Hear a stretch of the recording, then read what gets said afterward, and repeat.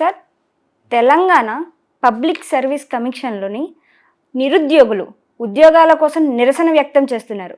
అయితే రేవంత్ రెడ్డి పరిపాలనలో వాళ్ళు ఉద్యోగాల కోసం ఆ నిరసన కూడా చేయకూడదు శాంతిబద్ధంగా అనేసి వాగ్వాదానికి దిగుతున్నారు. అంటే నిరుద్యోగులు ఉద్యోగాల కోసం నిరసన కూడా చేయకూడదు అంటారా? ఇది కూడా ఒక సరైన పరిపాలనే అంటారా? అసలు దీనిపై మీ ఒపీనియన్ ఏంటి? అండ్ దీంతో పాటు దీనికోసం నిరసనలో పాల్గొన్న బర్రెలక్కని అరెస్ట్ చేశారు. ఇది ఎంతవరకు కరెక్ట్ అంటారు అసలు? ఎవరో కరెక్ట్ అంటారు. ఎందుకు కరెక్ట్ అంటారు? నిరుద్యోగ సమస్య ప్రపంచంలోనే ఇప్పుడు అమెరికాలో కూడా జరుగుతుంది. ఇండియన్ సంఘం అంతా వెళ్ళిపోయి వాళ్ళంతా తిరిగి వచ్చేయాలి అంటారు. అక్కడ గవర్నమెంట్ వాళ్ళ పాలసీల ప్రకారంగా. అదేవిధంగా తెలంగాణ పబ్లిక్ సర్వీస్ కమిషన్ అంటే వాళ్ళు నిర్వహించే ఎగ్జామ్స్లో కొంతమంది పాస్ అవుతారు, కొంతమంది పాస్ అవ్వరు, చాలామందికి ఎలిజిబిలిటీ ఉండదు. సో దాని గురించి వాళ్ళకి నిరుద్యోగులుగా ఉన్న యువకులందరూ కూడా డెఫినెట్గా వాళ్ళకి లైవ్లీహుడ్ కావాలి కాబట్టి, జీవనోపాధి కావాలి కాబట్టి వాళ్ళు నిరసన చేస్తారు. సిస్టంలో మార్పులు రావాలని రకరకాలు చేస్తారు. దాన్ని చేయొద్దని అధికారం ఒకటి గవర్నమెంట్కి లేదు. పోలీసుని ఈ విధంగా వాడేసుకుంటారన్నమాట. ఇప్పుడు మరి ఈ క్రిమినల్ లాస్ వచ్చిన తర్వాత ఎంతవరకు ఫాలో అవుతారు? ఫైనల్గా స్వామి భక్తులాగా స్వామి ఏం చెప్తే కింగ్ ఏం చెప్తే వాళ్ళు అంటారు. ఓకే, కింగ్కి ఇచ్చే ఐడియాలు ఇచ్చేవాళ్ళు ఎవరు? బ్యూరోక్రాట్స్ అంటే ఐఏఎస్ ఆఫీసర్లు వాళ్ళను.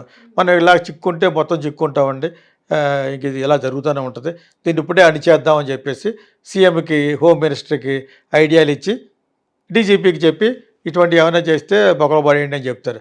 ఆ విధంగానే ఇప్పుడే అందిన వార్త ప్రకారంగా మీరు చెప్పిన ప్రకారంగా నాంపల్లిలో బర్రెలక్కని అరెస్ట్ చేశారట. పాప అమ్మాయి చాలా హడావుట్ చేసి ఎలక్షన్లో గెలవాలని ట్రై చేస్తుంది. లాస్ట్ ఎలక్షన్లో ఆ అమ్మాయిని బ్రష్ పట్టించారు, రకరకాల ఇంటర్వ్యూ చేసి. ఆ అమ్మాయి టూ మచ్గా ఇంటర్వ్యూలు ఇవ్వడం వల్లే ఓడిపోయింది. తెలిసి తెలియని మాటలు మాట్లాడడం అవన్నీ జనాలు ఎంతవరకు నవ్వుతారో కామెడీగాను, అంతవరకు లోపల ఇదేం చేస్తా అంటారనమాట. యాక్చువల్గా ఒక మంచి ఫోర్స్లో వచ్చింది కదా. మరి నాకు కూడా వచ్చి వీడియోలు పేరు ఎవరు పంపించారు? బర్రెలెక్క అని వచ్చింది. ఈ పేరు ఎందుకు వచ్చిందో ఆవిడ ఇంటి పేరు అని అడిగాను. అదే చెప్పారు కాదట, కొంతమంది ఉద్యోగాలు రావట్లేదు అని అనేసి డిగ్రీ చదివినా కూడా ఉద్యోగం లేదు, అందుకని బర్రెలను కొనుక్కొని పెంచుకుంటున్నా, ఎలాగైనా డబ్బులు వస్తాయని అనేసి అనేది. తను బర్రె ఏమైనా తక్కువ ఖరీదా? 2 లక్షలు 3 లక్షలు ఉంటుంది అది కదా. ఒక చిన్న తరహా పరిశ్రమ కింద లెక్క, కుటీర పరిశ్రమ కింద లెక్క. సో బర్రెలు అంటే లోగుగా ఏం కాదు కదా, ఇట్స్ వెరీ ఎక్స్పెన్సివ్ ఈ రోజుల్లో. So what ever it is, ఆ అమ్మాయిని బ్రష్ పట్టించి డిపాజిట్ కూడా రాలేదు అనుకుంటా, అమ్మాయికి డిపాజిట్ కూడా కోల్పోయినట్టుంది. సో కష్టం. Election is different, electioneering is different. దాన్ని గెలవగలటం అనేది వెరీ వెరీ డిఫికల్ట్. మనీతో కూడుకుంది. 10 సంవత్సరాల్లో 2 ఎలక్షన్లో మొత్తం ఓడిపోయాడు పవన్ కళ్యాణ్. ఏదో ఒకటి గెలిచాడు, ఒకటి కూడా జంపు. అతని సీటు కూడా ఓడిపోయాడు 2 చోట్ల ఎలక్షన్లో. ఇప్పుడు బర్రెలెక్క ఓడిపోవడంలో పెద్ద ఇదేం లేదు. కానీ ఆ అమ్మాయి ఇప్పుడు మళ్ళీ ఒక మంచి ప్రతి ఒక్కడు కమ్బ్యాక్ చూస్తారన్నమాట. Comeback again, once again comeback అనేది అందరికీ కన్విన్సింగ్గా ఉండాలి. ఇప్పుడు సపోజ్ ఆమె ఫిల్మ్ డైరెక్టర్, చాలా కాలం 7 సంవత్సరాల నుంచి డైరెక్ట్ చేయట్లేదు. I try to come back with a new subject. వాళ్ళకి కూడా ఒక న్యూ ఇది రావాలి కాబట్టి బర్రెలెక్కని ఎందుకు అరెస్ట్ చేశారు? ఈ తెలంగాణ స్టేట్ పబ్లిక్ సర్వీస్ కమిషన్లో జరుగుతున్న అన్యాయాలు ప్లస్ ఏమో వాళ్ళని ఉద్యోగాలు రానందుకు నిరసన కూడా జరుపుకునే అధికారం లేదా ఈ ప్రజాస్వామ్యంలో అనేది ఆ పాయింట్ మీద పట్టుకుంది. ఇప్పుడు మంచి పాయింట్ అది. ఎడ్యుకేటర్లందరినీ, వాళ్ళ నిరుద్యోగులందరినీ అట్రాక్ట్ చేస్తుంది. ఎవరికైనా ఒక మంచి బ్రేక్ రావాలంటే మంచి పాయింట్ పట్టుకోవాలి. చాలామందికి తెలియకపోవచ్చు, చాలామంది ఛానల్ చెప్పరు కాబట్టి. సో మీలాంటి ఛానల్ ఇప్పుడు ఎందుకు చెప్పాలంటే బయట పెట్టాలి. ఇప్పుడు రేవంత్ రెడ్డిని మంచి గవర్నమెంట్ బాగానే చేస్తాడు, బీఆర్ఎస్ అంతా లాగేసుకున్నాడు, అదొకటే క్రైటీరియా కాదు కదా. నువ్వు ఎదురు వాటిని దెబ్బ కొట్టేసి ఆ పార్టీ వాళ్ళందరినీ ఇక్కడ వాళ్ళకి కండుగ కప్పేసినంత మాత్రాన ఏం ఒరిగింది వీళ్ళకి? అది కాదు కదా. ఒరిగేది ఏంటంటే వాట్ యు ఆర్ ప్రాక్టికల్లీ చేస్తున్నారు. మీరు ప్రాక్టికల్గా ఏం చేస్తున్నారు? నిరుద్యోగ సమస్యను కొంతవరకు అరికట్టడానికి రేవంత్ రెడ్డి పూనుకున్నాడు అనేది ఒక మెయిన్ ఎజెండాలో, మెయిన్ మేనిఫెస్టోలో వస్తే అతను నిలబడతాడు. ఆల్రెడీ మన కొత్తగా ఎలక్ట్ అయిన మన గవర్నమెంట్ అయితే ఏంటి, ఎప్పుడు చూసినా అక్కడ ఏదో ఒక అమ్మాయిని పట్టుకొచ్చాం అని పవన్ కళ్యాణ్. అది కాదు. What are you doing presently for the unemployed? అదే కదన్నా రోటీ కప్పడవర్ మకానం. అదేవిధంగా అన్ని స్టేట్లకి వర్తిస్తుంది. ముందు దేశంలో ప్రజలు బాగుండాలి, సుభిక్షంగా ఉండేవాళ్ళు, రైతు బాగుండాలి, చదువుకున్న వాళ్ళు బాగుండాలి, నిరుద్యోగ సమస్య ఉండకూడదు. ఇది కామన్ సెన్స్. ఏమాత్రం తెలియకుండా ఎలాగా? ఆ చేసేవాళ్ళని కూడా నువ్వు ఒక అడ్డు పెట్టేసి బ్లాక్ స్క్రీన్ వేసేసి పోలీసులను పట్టుకెళ్ళి వాళ్ళని అణిచేసినంత మాత్రాన నిజం దాగదు కదా, నిజం నిప్పు లాంటిది, it will fire up any time. అంచేత నిరుద్యోగ సమస్య అనేది మేజర్ ప్రాబ్లం. ఇంక్లూడింగ్ యూఎస్లో కూడా అక్కడికి పంపించిన కుర్రోళ్ళని ఇక్కడ 25 లక్షల రూపాయలు బ్యాంక్ గ్యారెంటీ ఇచ్చి పంపించాలి. ఓకే, ఇన్ని ఉన్నాయి. తర్వాత అక్కడ వాడు క్యాంపస్లో చదువుకుని ఎంఎస్ చేసి అక్కడ ఉద్యోగం చేసుకుని తర్వాత చిన్న ఉద్యోగం పట్టుకుని ఆ ఉద్యోగం ఇచ్చే ముందు ఒక కంపెనీకి వాళ్ళు సరెండర్ అవ్వాలి. నీకు ఉద్యోగం ఇప్పిస్తాం, అందులో 50% శాలరీ మాకు ఇచ్చేయాలి. ఇన్ని ఆంక్షలు పెట్టిన తర్వాత కూడా జాబులు రావట్లేదు. ఇప్పుడు తిరిగి చాలామంది వచ్చేస్తున్నారు, వెయిట్ చేస్తున్నారు. ఓకే, ఒక్కొక్క గవర్నమెంట్ ఇద్దరు ముసలోళ్ళాడు వచ్చే అక్కడ అంతకుముందున్న ట్రంప్ కూడా ఎగ్నెస్ట్గానే మాట్లాడతాడు, ఇప్పుడున్న వాడు బయటని కూడా ఇదిగా మాట్లాడతారు. ఇలాగ ఉంటుంది ముసలోళ్ళు పరిపాలిస్తేనే. అర్థమైందా? సో నిరుద్యోగ సమస్య అనేది అమెరికా ఏంటి ఎక్కడైతే ఎక్కడైనా ఉంటుంది. దాన్ని మనం ఏ విధంగా అధిగమించాలనేది చూడాలి. ఒక చీఫ్ మినిస్టర్ గాను, ఒక గవర్నమెంట్ గాను.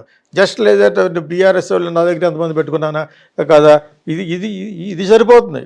రాజకీయంలో గెలిచిన తర్వాత వాళ్ళ పాత్రను నిలబెట్టుకోవడానికి వాళ్ళు చూస్తారు, కానీ they are not doing real good things for public. నా జీవితం అయిపోయింది, నేను ఇక్కడ చిన్నప్పటి నుంచి చూస్తాను. అలాగే అందరూ ఇంతే. ఇప్పుడు కొత్తగా చేస్తారంటే కనీసం సోషల్ మీడియా పెరిగింది, అవేర్నెస్ పెరిగింది, ఏమేమి జరుగుతుందో అందరూ చెప్పేస్తున్నారు కాబట్టి ఇప్పుడైనా కనీసం చేస్తారంటే ఇప్పుడు అంతే. ఒక ఈ సమస్య మీద సోషల్ మీడియాలో 15 రోజులు అంటారు, మనం అన్నాం కాబట్టి వాళ్ళు మర్చిపోతారు. Today's news paper is tomorrow's waste paper అంటారు. అలాగే జరుగుతుంది. ఒక చిన్న మంచి చేస్తే ఇందాక అన్నావు కదా, పవన్ కళ్యాణ్ ఒక అమ్మాయిని పట్టుకోవటం, ప్రతి క్షణం ఒక క్రైమ్ జరుగుతుంది. అమ్మాయికి కానీ, ఒక వ్యాపారస్తుడికి కానీ, ఒక వ్యవసాయదారుడికి కానీ. అవి కట్టాలంటే పోలీసింగ్ చాలా స్ట్రాంగ్గా ఉండాలి. ముందు పోలీసులు బాగుండాలి, వాళ్ళ సురక్షత కోరి వాళ్ళు అన్యాయం చేయకూడదు. ఇన్ని ఉన్నాయి. సిస్టమ్ మారాలి. మన సిస్టమ్ అంటే ఏంటి? వ్యవస్థ తుప్పు పట్టిపోయింది అనమాట. వ్యవస్థ తుప్పు పట్టిపోయింది. ఈ ఎనుము తుప్పు పట్టిపోతే దాన్ని అంతా తీసేసి కొత్త పెయింట్ వేయాలి. అదే రాజ్యాంగం మార్చడం అంటే. అర్థమైందా? System has to be revamped, system has to be repaired, system has to be repolished. And కొత్త సిస్టమ్ వస్తేనే జరుగుద్ది. ఏదో ఒకడు వచ్చి నేను ఒక అమ్మాయిని కాబట్టానండి, నేను ఇచ్చేసానండి, ఎవరికి కావాలది? 5 కోట్ల మంది 6 కోట్ల మంది జనాల్లో ఒక అన్యాయాన్ని ఎప్పుడో జరిగింది. ప్రాక్టికల్గా ఏ అమ్మాయిని పైన పట్టుకొచ్చి నేను పట్టరాజు ఒక అమ్మాయిని, ఈ అమ్మాయి ఎవరో కిడ్నాప్ చేశారని పట్టుకొచ్చానండి, చిరంజీవి లెవెల్లో వెళ్ళి ఫైట్ చేసి అని అనొచ్చు. అవి కాదు, నిజంగా పూనుకోవాలి. యాక్చువల్గా పవన్ కళ్యాణ్ పూనుకునే ఉద్దేశంతో ఒక సామాన్యుడికి హెల్ప్ చేసే ఉద్దేశంతో వచ్చాడు అని అనుకుంటున్నాను. మరి ఇప్పటివరకు అది ఎంతవరకు ఉంటాడో, ఎంతవరకు నిన్ను చంద్రబాబు నాయుడు లోకేష్ కలిసి ఉండనిస్తారో అది చూడాలి. ఆ కామెడీ చేస్తారు. నీకు అర్థమైందా? I'm telling because I only speak truth. నిజాన్నే మాట్లాడతాను, నిజాన్ని నిర్భయంగా మాట్లాడతాను. నేను విన్నంతే నిజాన్ని అనుకుంటే మాట్లాడతాను. అంతేగాని వాళ్ళకెళ్ళి జరిగితే ఇక సోషల్ మీడియా ఎందుకు? సోషల్ మీడియా అంటే what is happening in the society, ఈ సోషల్ స్ట్రక్చర్లో ఏం జరుగుతుందని మాట్లాడడమే సోషల్ మీడియా. అది పట్టే సంస్కృతంలోనే మంచి చాగంటి కోటేశ్వరరావు గారు మాట్లాడే భాషలో మాట్లాడితే అర్థం అవుతుంది. మనం మాట్లాడుకున్నట్టు మాట్లాడాలి. నేను వస్తామని చెప్తాను. బయట ఎక్కడైనా కలిస్తే కాఫీ తాగుతా వస్తామని అడిగాను. నేను కొంచెం ఒక ఖాళీ ఉంటే వస్తావు. వచ్చిన తర్వాత దేని గురించి మాట్లాడుకుంటాం? సినిమా గురించి, ఆ రోజు జరిగిన అన్యాయం గురించి, ఆ రోజు నువ్వు చదివిన పేపర్లో దాని గురించి మాట్లాడు. అదే అలా మాట్లాడుకోవాలి. ఇప్పుడు నువ్వు అడిగే కదా అని చెప్పేసి నేను నుంచుని విను నేను చెప్తాను అని అనకూడదు కదా. నేను అలా మాట్లాడినాను అనమాట. So anyway, hope this problem will be solved by Revanth Reddy. నిజాన్ని అని చేసినంత మాత్రం అణిగిపోదు, పైకి వస్తూనే ఉంటుంది అలాగా. So do good to the unemployed, eradicate full unemployment in Telangana.